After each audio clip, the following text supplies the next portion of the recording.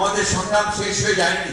আমি এটুকু আশ্বাস দিতে পারি তাদেরকে যে তারা সঠিক জায়গায় থাকে। আজকে লক্ষ্য করে দেখুন যে পরিকল্পিতভাবে এই গণতন্ত্র যেন উত্তরণ না ঘটে তার জন্য কাজ শুরু হয়েছে। সোশ্যাল মিডিয়াতে বিভিন্নভাবে কাজ করা হচ্ছে, নেতাদের বিরুদ্ধে কথা বলা হচ্ছে। এমনকি আমার নেতা তারেক রহমান সম্পর্কে অশ্লীল অশ্রাব্য ভাষায় কথা বলা হচ্ছে। কেন করা হচ্ছে? ভয়। তারা ভয় পেয়েছে। তারেক রহমান তো জাতীয় নেতা হিসেবে ও অলরেডি প্রতিষ্ঠিত হয়ে গেছেন। সুতরাং তিনি যদি ফিরে আসেন তাহলে তারা যাবে কোথায়?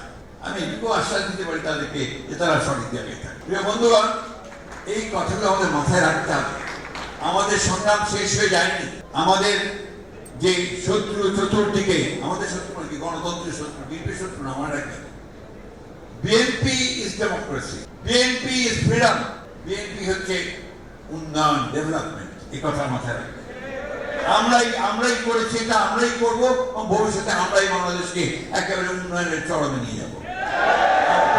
ইয়াং জেনারেশন আমরা হয়তো থাকবো না, কিন্তু আমরা দেখি যে আপনারা সেখানে নিয়ে গেছেন। আজকে ওই জন্য এদের কোনো পাতা ফাঁদে আমরা পা দেব।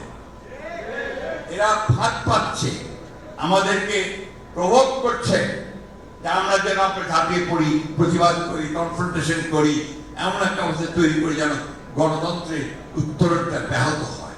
এটাতে আমরা পা দেব না।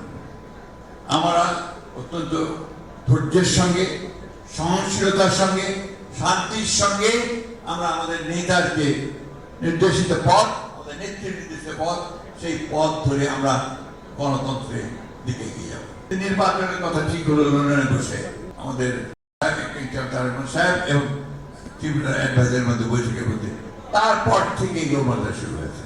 অর্থাৎ নির্বাচন হতে দেওয়া যাবে না। এই দেশের মানুষ তারা বরাবরই সম্মান করেছে, লড়াই করেছে, তারা তাদের যে দাবি, সে দাবিকে আদায় করে দিয়েছে। এবং এই নির্বাচন অবশ্যই দেখবেন ওই আপনার ফেব্রুয়ারি মাসের যে ঘোষিত সময়, সেই সময়ের মধ্যে নিশ্চয়ই আপনার অনুষ্ঠিত হবে। আমরা নির্বাচনটাকে বিএনপিকে ক্ষমতায় নেওয়ার জন্য তো চাচ্ছি না। আমরা চাচ্ছি যে বাংলাদেশে একটা গণতান্ত্রিক কাঠামো তৈরি হোক। আমরা চাচ্ছি মানুষ তার প্রতিনিধি নির্বাচিত করুক, এবং তার জন্য সংস্কারের প্রতিটি ক্ষেত্রে আমরা কিন্তু প্রায় একমত হয়েছি। আজকে সেই জন্যই বলতে চাই আপনাদেরকে যে আপনারা ধৈর্য হারাবেন না, কখনোই উত্তেজিত হবেন না, প্রভোক্ত হবেন না, প্রভোক্ত হয়ে কখনো কোনো পাতা ফাঁদে পা দেবেন না।